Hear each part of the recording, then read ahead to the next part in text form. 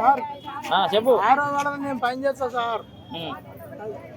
జవాన్ రవి జవాన్. అయితే నిన్న దొడ్డి పోతే బాత్రూమ్ పోతే ఇద్దరు ఆడలో దొరకని వచ్చి కావాలి.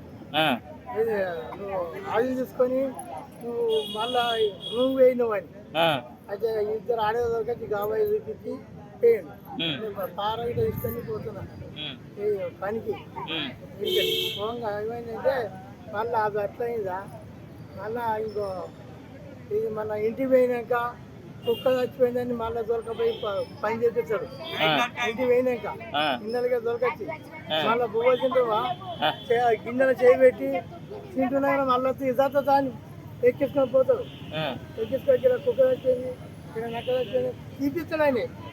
ఆయన ముందరకచ్చి నేను చెప్తా, ఆయన ముందరనే నేను భయపడా.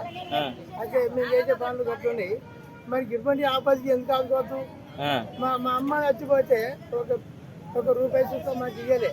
ఏది మన తలగొర పట్టినా ఇక్కడ పనికి రాలే. అప్పుడు నాకు జీతం వస్తుందని కట్టేస్తాయి. అప్పుడు మా అమ్మ చచ్చిపోతుందా అటువంటి పనులు చెప్పిస్తారు.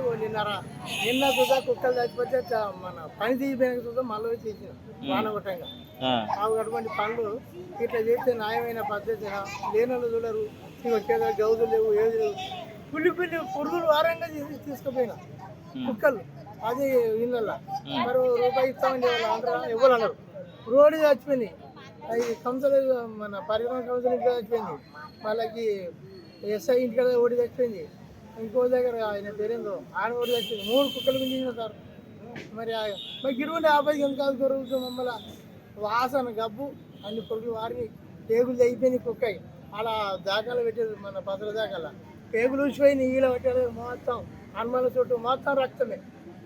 అటువంటి కుక్క మరి గిరువని దానికి వాళ్ళు